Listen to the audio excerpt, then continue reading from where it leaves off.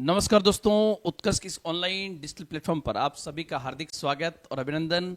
फिर एक नए जोश, नई उत्साह, नई उमंग, नए क्लेवर और नए फ्लेवर के साथ में आपके सामने हाजिर हूं। जैसा कि आरपीएससी ने बहुत बड़ी सौगात आप बच्चों को दी है, 733 वैकेंसी के साथ में आपके लिए एक नया, मैं कह सकता हूं कि एक प्रकार का नववर्ष आपके लिए, क्योंकि विद्यार्थी के लिए नववर्ष तब होता है जब वैकेंसी आती है और 733 पद, और वो भी तब जब आरएस मुख्य परीक्षा का रिजल्ट अभी नहीं आया है। मैं इसके लिए हमारी भजनलाल शर्मा सरकार को बहुत बहुत बधाई देना चाहूंगा कि आपने विद्यार्थी हित को ध्यान में रखते हुए, विद्यार्थियों के हित को सर्वोपरि बनाते हुए आपने जिस प्रकार से वैकेंसी का आगाज किया है, वो निश्चित रूप से हमारे तमाम विद्यार्थी जो काफी लंबे समय से इंतजार कर रहे थे, उनके लिए बहुत ही बेहतरीन समय के अंदर ये वैकेंसी आई है। और सबसे बड़ी बात, आपको 733 पदों के लिए वैकेंसी आई है। हर एक पद इंपॉर्टेंट है, लेकिन सबसे इंपॉर्टेंट आपके लिए आपका अपना पद है। आज हम काफी लंबा डिस्कस आपके साथ में करेंगे और आप देख रहे हो जैसे स्क्रीन के ऊपर आरएस 2024 की क्या रणनीति होनी चाहिए, उसमें उत्कर्ष परिवार किस प्रकार से आपका सहयोग करेगा, साथ ही साथ कैसे करें तैयारी, कहां से शुरू करें तैयारी, क्या पढ़ें क्या न पढ़ें, सिलेबस कैसे देखें और किन किन चीजों का ध्यान रखना है, उन तमाम बिंदुओं को जो है यहां पर स्पेशली ध्यान में रखा जाएगा। साथ ही साथ मैं हमारे साथी एक्सपर्ट आदरणीय विवेक मिश्रा सर को भी आपके बीच में बुलाना चाहूंगा। सर, आपका हार्दिक स्वागत और अभिनंदन सर। धन्यवाद सर, आप लोगों को भी बहुत हार्दिक शुभकामनाएं। और सबसे बड़े तो शुभकामना कि हमारे भागीदार हैं स्टूडेंट्स। अभी सर हम लोग क्लास जब मैं ले रहा था यूट्यूब पर अभी, तो उसी वक्त क्लास के स्टार्टिंग मैंने बोला कि आप जो हम लोगों का बैच स्टार्ट हुआ है विजय बैच, उस पर आपको सीरियस होना है। और मैंने बोला कभी भी नोटिफिकेशन आ सकता है, और चलती क्लास में उसके साथ नोटिफिकेशन की सूचना आ गई।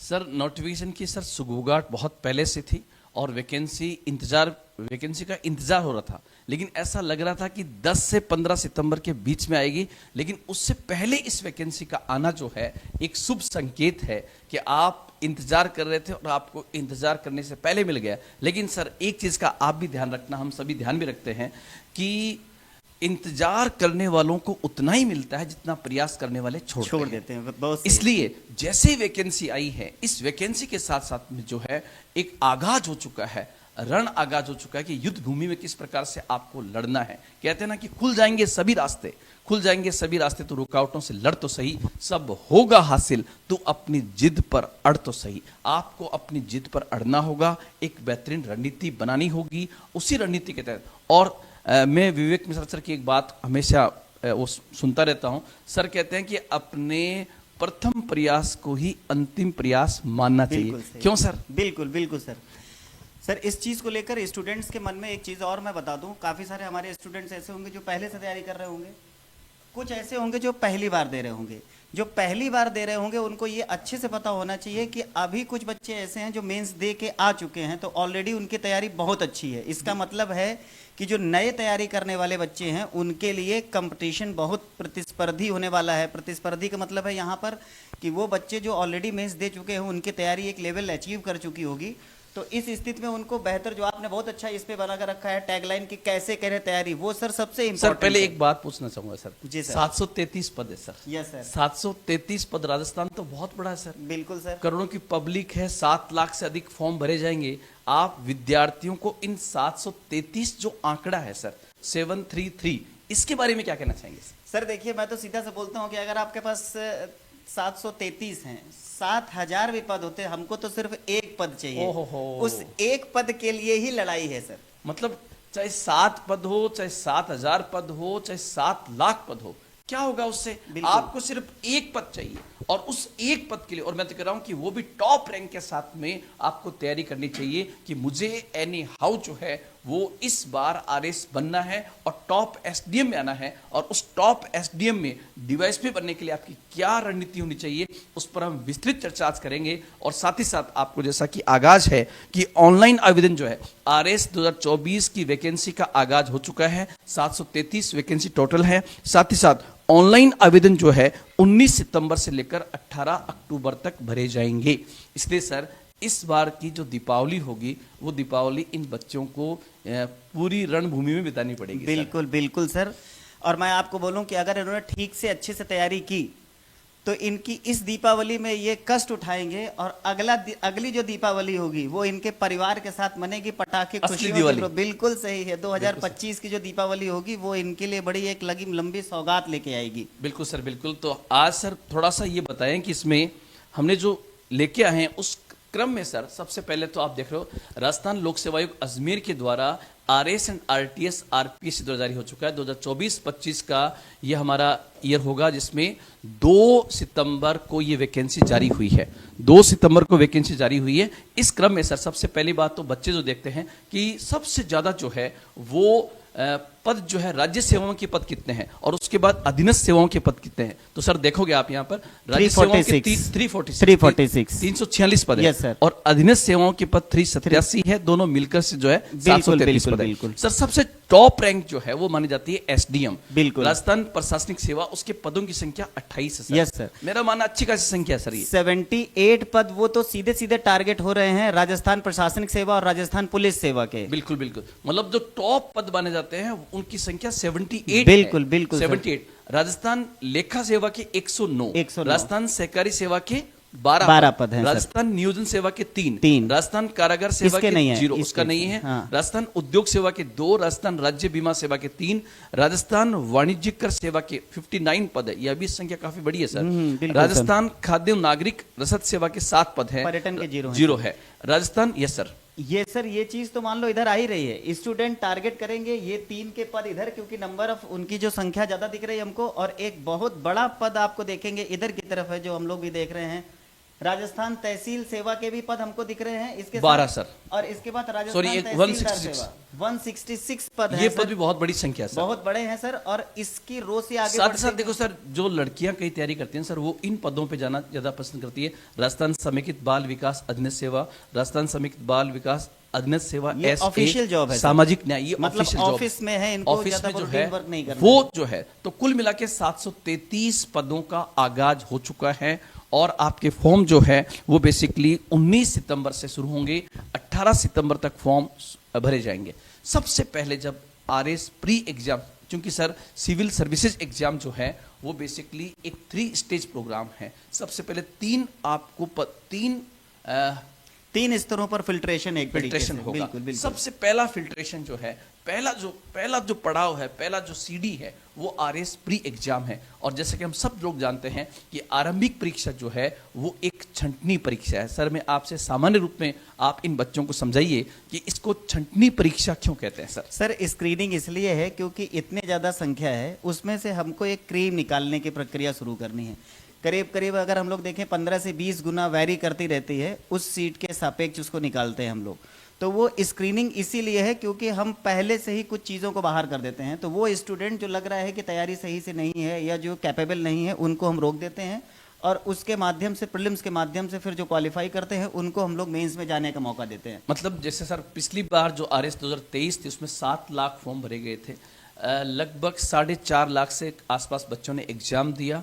तो प्यारे बच्चों आप लोग ध्यान रखना, सपोज कीजिए अगर वैकेंसी 1000 है तो फॉर्म भरने से कोई मतलब नहीं है, चाहे 7 लाख फॉर्म भरे जाएं चाहे 10 लाख फॉर्म भरे जाएं। सबसे पहले अगर आपकी वैकेंसी 1000 है तो उस 1000 को आप लगभग 15 गुना कर दीजिए, तो 15,000 बच्चे जो है वो लगभग प्री में पास होंगे।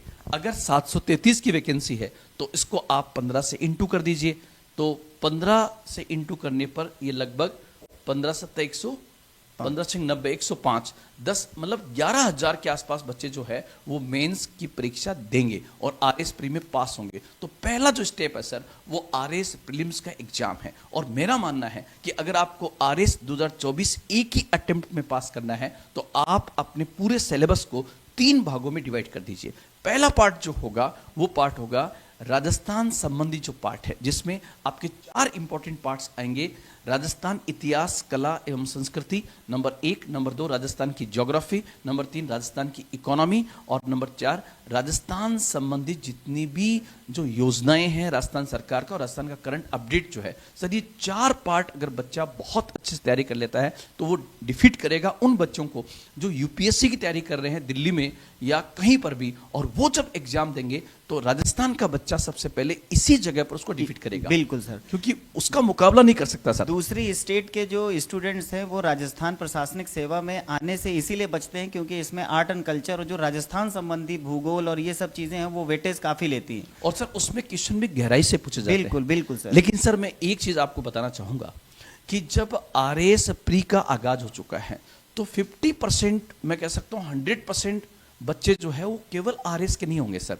उसमें अगर 5 लाख फॉर्म भरे जाते हैं तो सर इस 5 लाख फॉर्म के अंदर आप मान के चलिए 2.5 लाख बच्चे ऐसे होंगे सर जो किसी न किसी वनडे एग्जाम की तैयारी कर रहे होंगे, जैसे रीट की तैयारी कर रहा होगा, सेकंड ग्रेड की तैयारी कर रहा होगा, फर्स्ट ईयर की तैयारी कर रहा होगा सर। वो बच्चे भी यहाँ पर शामिल होंगे।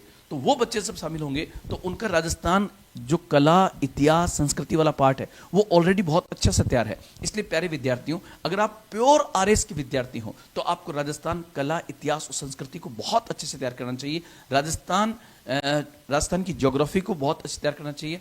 ललित पंवार समिति जो है, हमारे आरपीएससी के चेयरमैन रहे ललित पंवार साहब, जिनको अभी राजस्थान सरकार ने 50 जिलों की पुनर्समीक्षा के लिए जो आयोग बनाया गया था उन्होंने रिपोर्ट सौंप दी है। राजस्थान सरकार का फैसला जल्दी आने वाला है, इसलिए राजस्थान का एग्जैक्टली जिला वाइज भूगोल क्या होगा वो भी तय हो जाएगा लगभग 5 से 7 दिनों में। तो आपको उसको भी बहुत अच्छे से फोकस करना है। साथ ही साथ भजनलाल सरकार के आने के पश्चात मतलब कौन कौन सी योजनाएं जो है स्पेशली चर्चा में है, उन एक एक योजनाओं को आप बहुत अच्छे से तैयार कर लीजिए। और इन बिटवीन जो है केंद्र सरकार की सर कोई योजना हो तो उनको भी तैयार करना चाहिए। बिल्कुल सर, केंद्र सरकार की, चूंकि केंद्र में जो सरकार है वही केंद्र की जो राजनीतिक डबल इंजन, डबल इंजन सरकार है, तो डबल इंजन का इम्पैक्ट हमको वैसे भी दिखेगा इसमें। एक चीज़ मैं और जोड़ना चाहूँगा, जैसे आपने राजस्थान की चीज़ों पे चर्चा की, लेकिन अगर हम लोग आरएएस के प्रीवियस ईयर को अगर देखें, अगर उनके एग्जाम को देखें तो हिस्ट्री, ज्योग्राफी, पॉलिटी, इकोनॉमी और साइंस ये जो डोमिनेंट सब्जेक्ट हैं और ये स्टैटिक पोर्शन के साथ में है। तो स्टूडेंट्स को चाहिए कि जल्दी से जल्दी, अभी जब तक थोड़ा 1 आध महीने का समय है, तो इन जो सब्जेक्ट्स हैं इन पर भी उतनी अच्छी सी पकड़ बना लेनी चाहिए। साथ ही साथ विद्यार्थियों बताना चाहूंगा कि आपके आरएएस प्री में राजस्थान की राज्य व्यवस्था और भारतीय राज्य व्यवस्था का बहुत जबरदस्त वेटेज रहता है। मतलब हर बार आप मान के चलिए 20 क्वेश्चन जो है लगभग यहां से होते हैं। इसलिए आपको इंडियन पॉलिटिकल सिस्टम और राजस्थान के पॉलिटिकल सिस्टम को बहुत अच्छे से तैयार करना चाहिए। सर मैं आपकी एक संक्षिप्त टिप्पणी इस पे चाहूंगा कि राज्य व्यवस्था वाला पार्ट जो उसमें किन किन इश्यूज को इस समय तैयार करना चाहिए और क्यों करना चाहिए और कैसे करना चाहिए।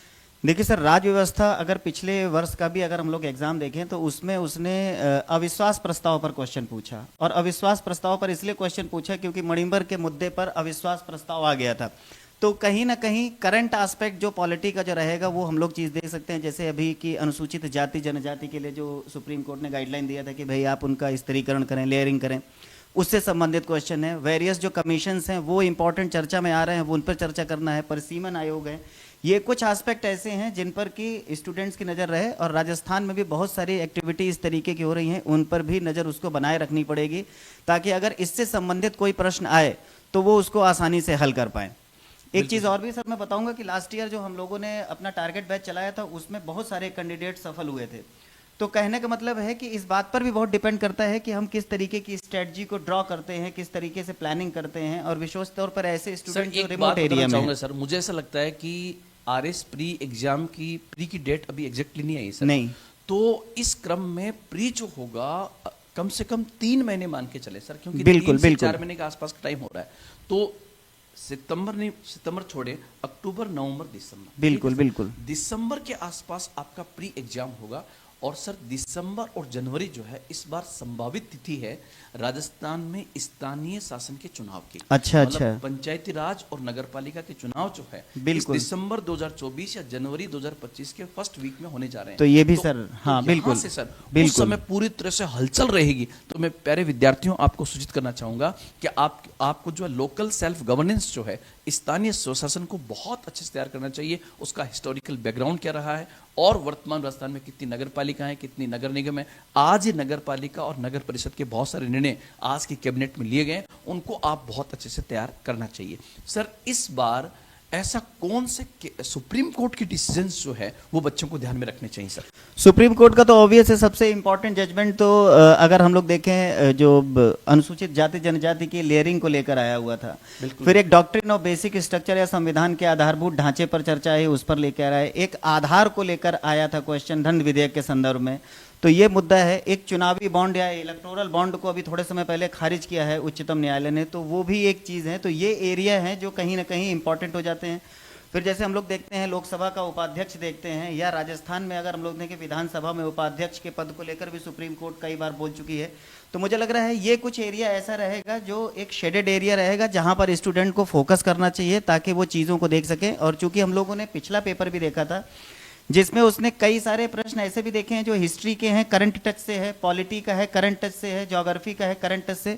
तो स्टूडेंट्स को चाहिए कि वो कन्वेंशनल टॉपिक के साथ करंट अफेयर्स को तैयार करें। सर मैं कुछ विद्यार्थियों के प्रश्न लेना चाहूँगा। एक विद्यार्थी कह रहा है कि सर स्पेशली जो है एमसीक्यू बैच को स्टार्ट किया जाए। तो मैं विवेक मिश्रा सर के माध्यम से आप तमाम बच्चों को बताना चाहूँगा कि जल्दी जो है हमारी रणनीति जो है, एक तो हमारा निर्मल 3.0 बैच लॉन्च होने के लिए जा रहा है जो राजस्थान का सबसे बड़ा ऑनलाइन बैच है। साथ ही साथ हम अभी प्लानिंग तैयार कर ही रहे हैं, उसी प्लानिंग में शामिल है हमारा special MCQ batch, multiple choice questions का स्पेशल बैच स्टार्ट होगा। साथ ही साथ आरएस प्री को लेकर के प्योर प्री ओरिएंटेड बैच भी स्टार्ट होगा और फाउंडेशन बैच भी स्टार्ट हो रहा है। सबसे बेस्ट तो ये रहेगा सर कि रणनीति हमारी इस प्रकार से होनी चाहिए कि हमें केवल प्री नहीं, साथ ही साथ मेंस को भी बहुत अच्छे से तैयार करना चाहिए। और इस समय बच्चों को सबसे पहले अपने सिलेबस को देखना चाहिए और उस सिलेबस में ये सबसे पहले पता करें कि ऐसे कौन से टॉपिक हैं जो प्री और मेंस दोनों के अंदर है।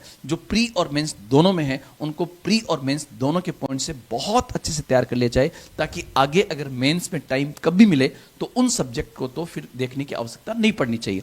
फिर दूसरी बात, कुछ सब्जेक्ट ऐसे हैं जो केवल मेंस में हैं, जैसे प्रबंधन है, लेखांकन है, हिंदी है, इंग्लिश है। तो इनमें से भी कुछ टॉपिक को अभी से साथ में लेकर करना चाहिए।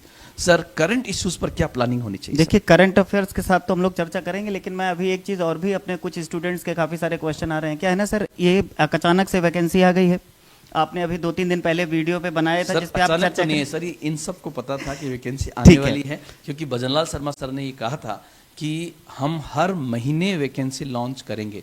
मुझे लगता है कि सर आरएस के साथ साथ में इसके बैक साइड में और भी बहुत सारी वैकेंसी आ रही, तो सर कहीं बच्चा जो आरएस का है वो भटक नहीं जाए सर? नहीं सर, यही मैं आपको यही बताना चाह रहा था, क्योंकि कुछ स्टूडेंट कर रहे हैं कि कैसे तैयारी करें, किस तरीके से एसडीएम बने।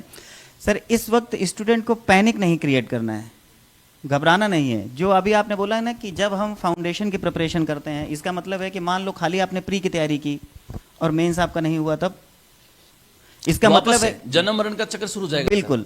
तो कहने का मतलब यह है कि अभी आपको बिल्कुल भी परेशान नहीं होना है, आपको नज़र बनाए रखनी है और अपनी जो फाउंडेशन की प्रिपरेशन है, कोर सब्जेक्ट्स हैं, उनको पीटी कम मेंस के हिसाब से चर्चा करते चलें।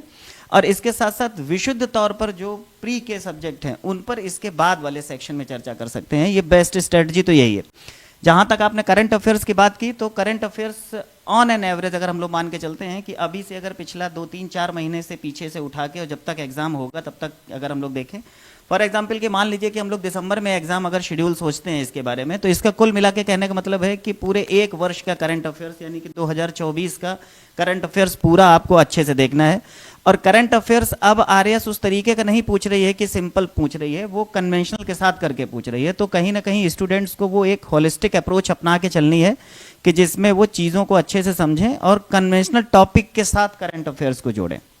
मनीष मीना लिखते हैं कि सर प्री का बैच कब स्टार्ट होगा? प्री के बैच के लिए आपको जल्दी ही इंफॉर्मेशन दे दी जाएगी, लगभग पूरा प्लान तैयार है किस प्रकार। और इस बार हम ये भी कोशिश करेंगे कि पूरी टाइमलाइन के साथ में प्री का बैच दें। भले ही आरपीएससी ने प्री की डेट घोषित नहीं की हो, लेकिन हम आपको प्री की पूरी टाइमलाइन देंगे कि हम किस प्रकार से इस समयबद्ध सीमा के अंदर आपके प्री के ऑनलाइन और ऑफलाइन बैच को हम पूरा कराएंगे। साथ ही साथ आप स्क्रीन पर देख रहे होंगे कि आरएस फाउंडेशन को लेकर हम एक सेमिनार करने जा रहे हैं, जो जयपुर सेंटर पे 15 सितंबर को और जोधपुर सेंटर पे 21 सितंबर को होगा।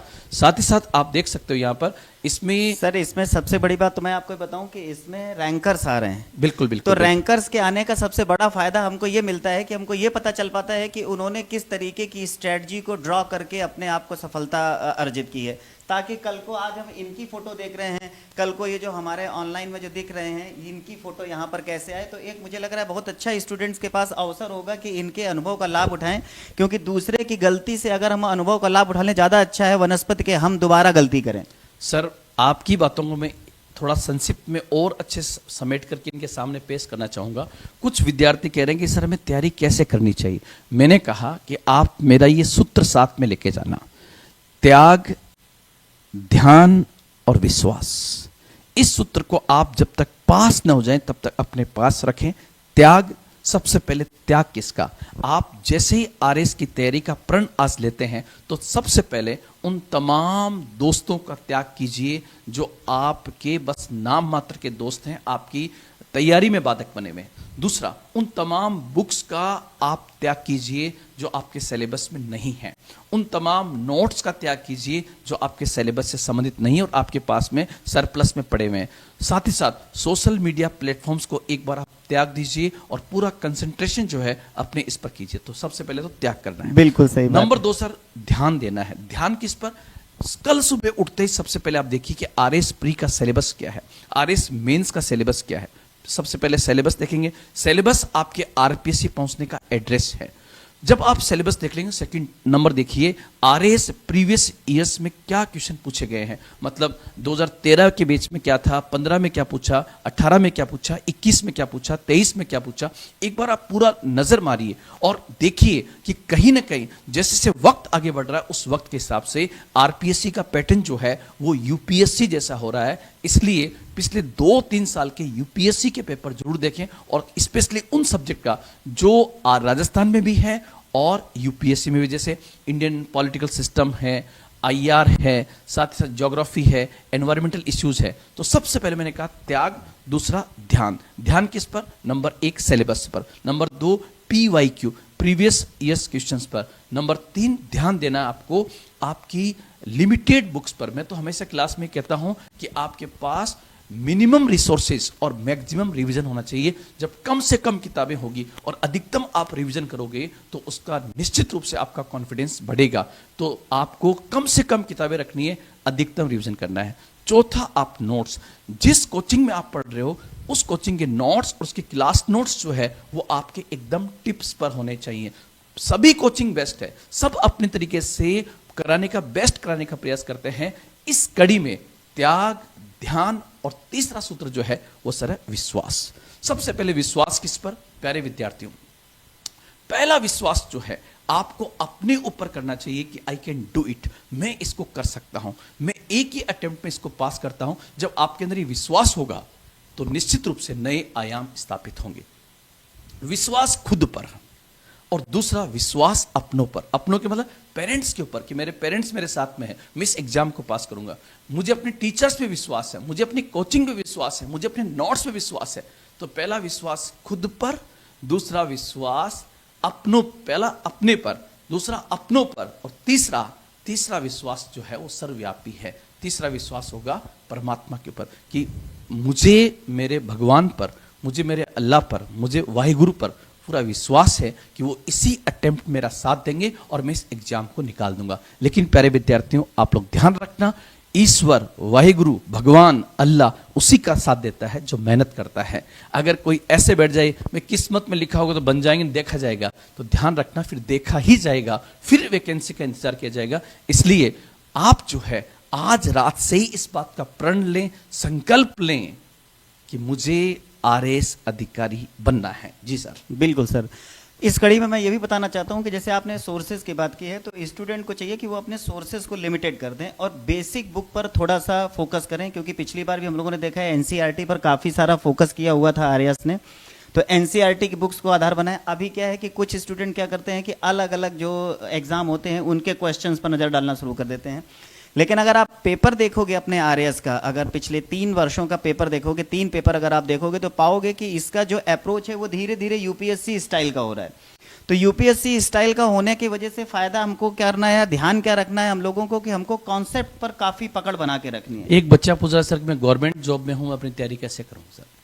तो गवर्नमेंट जॉब वाले विद्यार्थियों को कहना चाहूँगा कि देखो, समय सबके लिए बराबर है, 24 घंटे सबके लिए बराबर है। आपके हाथ में 2 लड्डू हैं, तो जो दूसरा लड्डू है आपकी सरकारी नौकरी, दूसरी सरकारी नौकरी का पाने का प्रयास करो, तो कुछ ना कुछ आपको त्याग करना पड़ेगा इस समय। भले ही वो चाहे आपको कुछ छुट्टियां लेकर करना पड़े, ऐसा प्रोग्राम बनाइए कि आने वाली छुट्टियां जो चाहे दीपावली की हो, दशहरे की हो, आपको उसका यूटिलाइजेशन करना है। साथ ही साथ जो है, अगर आप ऑफलाइन क्लास में नहीं आ सकते हो तो ऑनलाइन के बहुत बिल्कुल सारे सर। माध्यम आपके पास बिल्कुल, उपलब्ध बिल्कुल है, सर। उसके माध्यम से भी तैयारी कर सकते हो। और आपके लिए भी वही बातें लागू है जिनके पास समय कम है और जिनके पास समय ज्यादा है। मैं कहना चाहूंगा जिनके पास समय ज्यादा है उनको ज्यादा किताबें नहीं पढ़नी है। सर ने अभी कहा कि आपके पास लिमिटेड रिसोर्सेज होने चाहिए और सबसे पहले एनसीईआरटी को आपको अपना बेसिक आधार बना करके और उसमें आगे बढ़ना चाहिए। बिल्कुल सर, बिल्कुल यही एक तरीका अपनाया जा सकता है। और बाकी कोचिंग की भूमिका इस रूप में महत्वपूर्ण हो जाती है, क्योंकि कोचिंग आपको ये सिखाती नहीं है कि आपको क्या पढ़ना है, वो आपको ये बताती है कि बेसिकली क्या नहीं पढ़ना है, क्योंकि रास्ते से भटक न जाएं। बिल्कुल बिल्कुल सर, केवल कोचिंग से भी पास नहीं हो सकते, केवल सेल्फ से भी पास नहीं हो सकते। अगर कोचिंग और सेल्फ दोनों मिल जाए, क्योंकि सर बिल्कुल। आज की तारीख में एग्जाम जो है, एग्जाम एक खेल की तरह हो गया है और खेल वही जीतता है जिसके पास बेहतरीन रणनीति हो और उस रणनीति के साथ साथ उसके पास बेहतरीन अभ्यास भी हो। अभ्यास के लिए क्या करना चाहिए सर? सर अभ्यास के लिए तो दो तरीका, एक तो PYQs का आपने बताया कि प्रीवियस ईयर्स के RAS के जो क्वेश्चंस हैं उनको हैंडल करें। इसके पास जो दूसरी स्टेट्स हैं उनके भी क्वेश्चंस को देखा जा सकता है इस तरफ। और बाकी जिस कोचिंग, जैसे हम लोगों की कोचिंग में है, तो आपने देखा हुआ था कि मेंस में हम लोगों की कोचिंग सर के आकांक्षा जैन नाम की जो लड़की है सर, जो 6th रैंक है, उसने उत्कर्ष की ऑनलाइन टेस्ट सीरीज ज्वाइन करके भी बहुत अच्छे नंबर प्राप्त किए हैं। वो बच्चों के लिए एक बहुत बेहतर एग्जाम्पल है कि किस प्रकार उदयपुर में बैठकर, मतलब जयपुर से बहुत दूर रहकर भी तैयारी कर सकते हैं। उसका बेस्ट एग्जाम्पल ये ऑनलाइन का था सर। बिल्कुल। और रिसोर्सेज आपके पास बहुत ज़्यादा है। अगर रिसोर्सेज ज़्यादा है तो आपके कट ऑफ के भी ज़्यादा जाने की पूरी संभावना यहाँ पर बनती है। और सर साथ ही साथ में कई विद्यार्थी ये पूछते हैं कि सर वैकेंसी आ गई, हमें कितने घंटे पढ़ना चाहिए सर? देखो, एक विद्यार्थी लिख रहा है लगातार कि सर कितने घंटे पढ़ना चाहिए? सर घंटे को तो पता लगा कि हम घंटे के लिए बैठे हुए हैं, 4 घंटे पढ़ रहे हैं और उसका नेट आउटपुट कुछ भी नहीं निकला। मतलब पढ़े तो ऐसे पढ़ें कि जितना पढ़ें वो हमारे कंसंट्रेशन में हो, बिल्कुल कि हमें सर। याद हो जाए। मैंने कई बच्चों को ऐसे देखा जो लाइब्रेरी में, मतलब 24 घंटे में से लाइब्रेरी के अंदर वो 12-12, 13-13 घंटे बैठे हुए हैं। लेकिन कहीं ऐसा ना हो कि हम इसलिए बैठे हैं कि हमें पड़ोसी देख रहा है, हम इसलिए बैठे हैं कि मेरा दोस्त देख रहा है। देखने से नहीं, आपके दिमाग में कितना जा रहा है। अगर आप 4 घंटे भी पढ़ रहे हैं, उसका आउटपुट बेहतरीन आ रहे हैं, तो 4 घंटे 12 घंटे से ज्यादा बेहतर है। बिल्कुल सर, बिल्कुल। और सर मैं तो कहना चाहूंगा कि आप इसको लिए 8, 8 और 8 का डिवीजन कर दीजिए। 8 घंटे जो है वो लगभग आपके सोने के लिए, 8 घंटे अन्य गतिविधियों के लिए और 8 घंटे पढ़ने के लिए। अब 8 घंटे का जो डिवीजन होगा वो होगा 3 पार्ट में कर दीजिए। Number 1 Rajasthan, Rajasthan history, Rajasthan culture, Rajasthan geography, Rajasthan economy, Rajasthan सरकार की योजनाएं, ये पहला पार्ट हुआ। नंबर 2 जो पार्ट होगा वो होगा सेंटर से संबंधित तमाम सब्जेक्ट्स हैं, चाहे वो हम इंडियन पॉलिटिकल सिस्टम लें, इंडियन हिस्ट्री को लें, साइंस एंड टेक को लें, IR को लें, मतलब IR मतलब करंट इश्यूज को लेकर जो आपके क्वेश्चंस होंगे। दूसरा पार्ट आपका होगा ये वाला, और तीसरा पार्ट आपका होगा साइंस, मैथ्स और रीजनिंग। बिल्कुल सर। अगर इस 3 पार्ट्स में कर दें, वैसे सर अभी तो ये देखा जा रहा है कि लगभग सर वो विद्यार्थी सबसे अधिक ज्यादा चांसेस उनके रहे हैं जिन्होंने फोकस स्टडी की है। उन्होंने देख लिया राजस्थान कला इतिहास संस्कृति में 20 क्वेश्चन आते हैं, तो राजस्थान कला इतिहास संस्कृति को इतना बेहतरीन किया जाए कि वहां से प्रश्न छूटना नहीं चाहिए। बिल्कुल सर, मैंने पहले भी बोला हुआ है कि जो सब्जेक्ट के कोर मतलब इस एग्ज़ाम के कोर सब्जेक्ट्स हैं वो है हिस्ट्री, ज्योग्राफी, पॉलिटी, साइंस। इन सब्जेक्ट्स को अगर हम लोग देखें तो ये डोमिनेट करते हैं। आपको बेसिक काम ये करना है कि आपको जो क्लास नोट्स है उसके साथ कन्वेंशनल कुछ बुक्स हैं उनको पढ़ के और अपना एक आप कहें कि नोट्स जो है उसको मास्टर नोट्स बना लेना है। जैसे प्रिपरेशन होना और स्मार्ट प्रिपरेशन होना दोनों में अंतर है। तो सर एक कमेंट बेहतरीन सा पढ़िए, देखिए सर क्या लिखता है बच्चा कि उत्कर्ष संस्थान निर्मल सूर्य की तरह है, सूर्य की तरह वह किरण है जिससे अनपढ़ भी ज्ञानवान बन जाता है। तो बहुत बहुत शुक्रिया, आपने इतना बेहतरीन कमेंट जो है वो उत्कर्ष के लिए किया। और मैं आपके लिए बोलना चाहूंगा कि खोल दे पंख मेरे कहता है परिंदा, अभी और उड़ान बाकी है, जमीन नहीं है मंजिल मेरी, पूरा आसमां बाकी है। सर एक हम लोगों के जो ऑनलाइन में सहयोगी वो कह रहे हैं कि सर ये भ्रमित हो रही हूँ कि समझ में नहीं आ रहा कि क्या करूँ, किसकी तैयारी करूँ, टीचर भर्ती टीचर की- भर्ती करूं या आरएएस की तैयारी करूं। तो देखो, सबसे पहले तो आपको अपने जो गोल हैं उसको तय करना पड़ेगा। एक सर बार गोल अगर को आप भी तय करना पड़ेगा, और दूसरी बात मैं कह रहा हूं कि आरएएस जो भर्ती सर आई हुई है, इसमें बहुत सारे विद्यार्थी ऐसे होंगे जो टीचर बन चुके हैं, सेकंड ग्रेड में, थर्ड ग्रेड में कहीं ना कहीं लग चुके हैं, वो सर वापस से आरएएस की तैयारी करेंगे।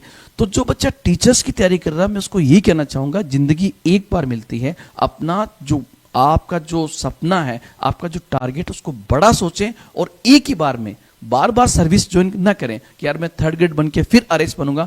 मैं कहूंगा कि आप एक ही बार में आरएस को पास करने का सपना देखें और उसको पूरा करने का प्रयास करें। साथ ही साथ राजस्थान की सबसे बड़ी प्रशासनिक सेवा आरएस है।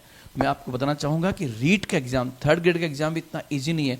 30 लाख बच्चे वहां पर भी बैठेंगे सर, 30 लाख बच्चे। यहां पर इतना बड़ा एग्जाम होने के बावजूद भी 7 लाख के आसपास बच्चे बैठेंगे। उन 7 लाख में से 3 लाख तो ऐसे होंगे जिनकी तैयारी नहीं होगी। बिल्कुल सर। उसमें भी 1.5 लाख ऐसे होंगे जिसकी मेंस ने उन्होंने अभी कुछ देखा भी नहीं है।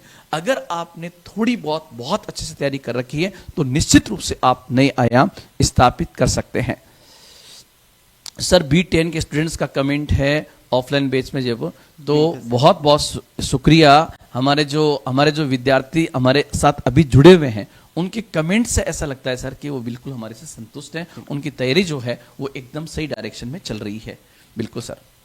सर और कुछ कोई बात ऐसी जो यहाँ पे लिखा हुआ है, क्या पढ़ें और क्या न पढ़ें, सर इस बिंदु कैसे देखें सर, क्या पढ़ें और क्या न पढ़ें? सर क्या पढ़ें, तो अभी आपने स्टार्टिंग में ही चर्चा कर रखी है कि बेसिक्स पढ़ें। जैसे अगर मैं सर से भी इस बारे में चर्चा करूंगा, और बाकी की जो हमारी जो आप अगर इसी चैनल पर आप जाओगे तो बुक लिस्ट भी डाल रखी हुई है हम लोगों ने। राज्य व्यवस्था के लिए बेसिक बुक की बात करें तो bare act more than sufficient है, भारत का संविधान, और इसके साथ जो हम लोगों का क्लास नोट्स है और प्रिंटेड नोट्स है वो मोर देन सफिशिएंट है कि आप उसको बड़ी आसानी से क्रैक कर सकते हैं। मॉडर्न इंडिया के बारे में आप कुछ अगर नज़र डाल पाएँ तो बहुत अच्छा रहेगा। सर आधुनिक भारत के इतिहास जो है, इससे पहले एक कमेंट पढ़ना चाहूंगा कि सर मैं महेश बाबू हूं, आप नहीं पहचान रहे हो सर, आपकी कृपा से आज हम सीएम ऑफिस में ड्यूटी कर रहे हैं। बहुत बहुत बढ़िया। और आप अगर सीएम साहब की ऑफिस में ड्यूटी कर रहे हो तो सीएम साहब को हमारी तरफ से बहुत बहुत शुक्रिया कह देना कि आपने इन प्यारे बच्चों की आवाज सुनी। बच्चे बहुत बेसब्री से जो है वो आरएस की वैकेंसी का इंतजार कर रहे थे। राजस्थान की सबसे महत्वपूर्ण सेवा मानी जाती है। और जो बच्चे बाद में जुड़े हैं, मैं उनको एक बार फिर वापस बताना चाहूंगा कि आरएस के लिए आरएस 2024 का आगाज हो चुका है। 733 पदों के लिए वैकेंसी निकली है। प्यारे विद्यार्थियों, 19 सितंबर से लेकर 18 अक्टूबर तक जो है ऑनलाइन फॉर्म भरे जाएंगे। इसलिए आप अपने फॉर्म्स को बहुत अच्छे से भरें, बहुत अच्छे ध्यानपूर्वक भरते हुए फॉर्म भरें, ताकि पहली सीढ़ी आप पार करें। फिर आप जो है प्री का सिलेबस देखें, मेंस का सिलेबस देखें और एक ही बार में इस एग्जाम को पास करने की पूरी रणनीति बनाएं। साथ ही साथ उत्कर्ष जो है इस क्रम में लगातार प्रयास कर रहा है। जैसे आपको पता होगा हमारा विजय बैच चल रहा है, वो पहले से हमने 1 महीने पहले उस बैच को स्टार्ट कर दिया, ये देखते हुए कि आरएस की वैकेंसी कभी भी आ सकती है। और आप खुद देख सकते हो उसमें एक से एक हमारी फैकल्टी एक्सपर्ट्स ने बहुत बेहतरीन तरीके से वहां पे क्लासेस ली है, तो उसको भी आप वहां पर देख सकते हो। अभी आपको 1 महीने का टाइम जो है वो फॉर्म भरने के लिए दिया गया है। 78 पद जो है वो मेन पोस्ट के लिए है, मतलब एसडीएम और डीवाईएसपी के जो पद हैं वो आप देख सकते हो। टोटल 78 पोस्ट है, 28 एसडीएम के हैं और लगभग बाकी जो है वो डीवाईएसपी पोस्ट है। और बहुत अच्छी संख्या में तहसीलदार के पद भी हैं। इसलिए आप जो है प्री, मेंस और इंटरव्यू मत करो, अभी से आप आपस में डिस्कशन करना भी शुरू करें कि यार मुझे तो एनी हाउ इसी बार पार लगाना है। आरएस 2024 ये वर्ष जो है 2024-25 आपकी जिंदगी का सबसे बेहतरीन वर्ष बन सकता है, लेकिन वो तभी बनेगा जब आप मेहनत करेंगे। मैं ये कहना चाहूंगा कि आप सूर्य की तरह तभी चमक सकते हैं जब पहले आप सूर्य की तरह जलेंगे। बिल्कुल सर। मैं ये कहना चाह रहा हूँ, जैसे आपने डिस्कशन की बात की, तो डिस्कशन का मतलब यहाँ पर ये है कि आपका जो टॉपिक है, फॉर एग्जांपल कि मान लो 1857 का विद्रोह है, तो स्टूडेंट आपस में 1857 के विद्रोह पे चर्चा कर सकते हैं, इंपॉर्टेंट फैक्ट्स की बात चर्चा कर सकते हैं। उसी तरीके से पॉलिटी का विषय है उसको लेकर भी कर सकते हैं। सर एक बच्चा लिख रहा है मोटिवेशनल कोटेज में, क्यों पढ़े किसी के चक्कर में, कोई नहीं है उत्कर्ष की टक्कर में। बहुत बहुत शुक्रिया सर। ये बात सच भी है क्योंकि उत्कर्ष ने बहुत सारे नवाचार किए हैं सर, और वो नवाचार बच्चों के 100% काम भी आएंगे। उत्कर्ष जो है अपनी बेहतरीन फैकल्टीज के साथ में उसका भी आगाज कल होगा। साथ ही साथ जो है हमारी प्री मेंस की बहुत ही बेहतरीन रणनीति है। हर सप्ताह टेस्ट होना और उस टेस्ट के माध्यम से जो है लगातार बच्चों को अभ्यास कराया जाता है कि कैसे 15, 50 और 100 शब्दों में लिखना है। सबसे बड़ी बात जो अभी उत्कर्ष को बाकी सबसे हटकर बनाती है वो बनाती है कि एक तो हम एक निश्चित टाइम फ्रेम के अंदर आपकी क्लास को करवाते हैं, चाहे एग्जाम हो चाहे नहीं हो, इस प्रकार से कि एक बच्चे का 1 मिनट भी जो है वो जाया ना हो। सर कमेंट पढ़िए एक बार आप। सर 2024 ईयर का हूँ या 20.4 ईयर का हूँ। अच्छा 20 साल 4 महीने का हूँ, ग्रेजुएशन किया हुआ है, फॉर्म भर सकता हूँ क्या? देखो आप जो है सबसे पहले आरपीएससी ने डेट दे रखी है कि इस सीमा तक अगर आप 21 साल के हो चुके हो तो आप दे सकते हैं। इसमें बाकायदा डेट भी होगी, यहाँ पर इस क्रम में यहाँ पर डेट भी दी हो रखी होगी। तो आप जब देखोगे तो ये पूरा जो है विभाग की सूचना 17/1/2013 के अनुसार, विभाग की अधिसूचना 28/7/2013 के अनुसार 2023 के अनुसार किसी वर्ष विशेष में ये पॉइंट्स जो है ना आप एक बार बहुत अच्छे से पढ़ना। और इसको पढ़ने के बाद नहीं सर देखो ये दिनांक 1/1/2025 को न्यूनतम 21 वर्ष मेरे हिसाब से आप हो जाओगे, यानी कि आप हो जाओगे। अभी तो आपके पास में 4-5 महीने बचे हुए हैं। यहाँ पर स्पष्ट रूप से लिखा हुआ है कि दिनांक आपकी जो आयु सीमा है वो है 1/1/2025 को न्यूनतम 21 वर्ष और अधिकतम 40 वर्ष से कम आपकी उम्र होनी चाहिए। और अराजपत्रित कर्मचारी दिनांक 1 जनवरी 2025 को 25 वर्ष की आयु पूरी प्राप्त कर चुका हो परंतु 45 वर्ष का नहीं हुआ हो। तो ये जो है यहाँ पर आपने पूछा और हमने आपको बता दिया। यानी कि अगर इसके हिसाब से देखें, अगर जो नोटिफिकेशन हम लोगों का कह रहा है वो ये बता रहा है कि 1/1/2025 2025 को जो है बच्चा 21 वर्ष का होना चाहिए। यानी कि 21 वर्ष और 40 वर्ष की बैरिकेडिंग कर रखी है। बैरिकेडिंग यानी कि 21 वर्ष की आयु को होगा तो बस आप इसके हिसाब से अपनी एज निकाल लें। अगर वो 21 वर्ष अटेम्प्ट आप सर निर्मल 3.0 बैच के बारे में जानकारी दें बेटे। आज तो सिर्फ ये नोटिफिकेशन के बारे में जानकारी है। निर्मल 3.0 को हम कल अलग से लेके आ रहे हैं जिसके बारे में आपको कंप्लीट जानकारी दे दी जाएगी। कुणाल लिखते हैं इसके बारे में तो आपको कंप्लीट जानकारी उसके अंदर मिल जाएगी। सर हमने फाउंडेशन बैच ज्वाइन कर रखा है, हमारे बैच को टारगेट बैच बना दीजिए, उसके लिए भी प्रयास किया जाएगा, आप चिंता न करें। जो जैसे मान लीजिए इस समय आपका फाउंडेशन बैच है और आपके मेंस के टॉपिक चल रहे हैं तो हमने भी पूरी स्ट्रेटजी तैयार की है कि आगे जो है आने वाले 15-20 दिनों में, अभी तो जैसा चल रहा है वैसे चलेगा, लेकिन आने वाले 15-20 दिनों में जो नए टॉपिक होंगे वो नए टॉपिक ज्यादातर जो है आपके प्री ओरिएंटेड टॉपिक होंगे ताकि बच्चे सबसे पहले अपने प्री के पार्ट को बहुत अच्छे से कर सके। सर मैं इसमें एक चीज़ कहना चाह रहा हूँ, काफ़ी सारे स्टूडेंट्स ये कमेंट कर रहे हैं कि उनकी तैयारी का चीज़ है। मैं एक चीज़ बोल रहा हूँ कि अभी आपको कोई पैनिक होने की जरूरत नहीं है। अभी आप सिर्फ अगर आपका मेंस के टॉपिक चल रहे हैं, पहले आप मेंस के टॉपिक कंप्लीट करो। अभी 1 महीने तक आप आराम से इस चीज़ को कंप्लीट करो, क्योंकि जब आप मेंस की तैयारी कर रहे होते हो तब आपकी प्रीलिम्स की तैयारी ऑलरेडी हो रखी होती है। तो आप लोगों को बिल्कुल भी, जो हम लोगों के रेगुलर बैच के स्टूडेंट्स हैं, उनको बिल्कुल भी पैनिक नहीं क्रिएट करना है। हम लोगों का यही एक्सपेक्टेशन है, हम उसको बिल्कुल जो तय समय है उसके अंतर्गत कंप्लीट कराएंगे। अगर जो टॉपिक चल रहा होगा उसको हम लोग आराम से कराएंगे, कहीं पर आपको तनाव दबाव लेने की आवश्यकता ही नहीं है। एक बच्चा सर मैंने आरएस मेंस 2023 का पेपर दिया है, जिन्होंने आरएस 2023 का पेपर दिया है मैं उनको स्पेशली कहना चाहूंगा प्यारे बच्चों, जिन्होंने 2023 दिया है मेंस, वो भी अपनी प्री की तैयारी में जुट जाएं। क्योंकि मैंने कई बार देखा है कि वो विद्यार्थी जो कहीं ना कहीं एक प्रकार की रेस्ट फॉर्म में चला गया, उससे नुकसान हो सकता है। इसलिए आप मान के चलिए कि जो आपने दिया वो बेस्ट है, लेकिन आपको वापस से प्री तो देना ही पड़ेगा। इसलिए प्री की भी बहुत अच्छी तैयारी करनी चाहिए। कहीं ऐसा ना हो जैसे कई बार बच्चे लूज कर जाते हैं और वो मेंस का इंतजार करते करते जो दूसरा प्री देते हैं उसमें रह जाते हैं और फिर बड़ा अफसोस, फिर बड़ी दिक्कत होती है सर। तो इस क्रम में जो बच्चे 20 और 21 जुलाई 2023 को जिन्होंने 2024 को जिन्होंने मेंस दिया है, वो किसी भी हालत में अपनी तैयारी को एक जुनून के साथ में जारी रखें। अगर वो गवर्नमेंट सर्वेंट में है तो भी उसको जारी रखना चाहिए। सर आपकी बातें सुन के ऐसा लग रहा है कि हम कर सकते हैं। सर अभी कोई तैयारी नहीं है, फिर भी आपको आप बताओ सर, अपने आप में विश्वास बढ़ रहा है कि हम कर सकते हैं, हम कर सकते हैं, ये बिल्कुल भाव हमारे अंदर होना चाहिए। मैं तो कई बार क्लास में बात करता हूं कि मैदान में जो मैदान में हारा हुआ फिर भी जीत सकता है, लेकिन मन से हारा हुआ होता है ना, वो जीत नहीं सकता। और तभी तो कहते हैं कि मन के हारे हार है, मन के जीते जीत है। इसलिए आज ही इस संकल्प के साथ, जब आरपीएस ने इस वैकेंसी को निकाला है, तो इस संकल्प के साथ आप पूरी तैयारी करें कि मुझे जीतना है, मुझे जीतना है। तो हमारी तमाम शारीरिक जो अंग है और पूरी प्रकृति जो है वो हमें जिताने का पूरा प्रयास करती है। इसलिए प्यारे विद्यार्थियों, जिन जिन बिंदुओं को मैंने आज बोला है और सर ने बोला है, उनको बहुत अच्छे से फोकस करके और हमें आगे बढ़ना चाहिए। कल हम फिर आपके बीच में आएंगे एक नई जानकारी के साथ। आज इतना ही।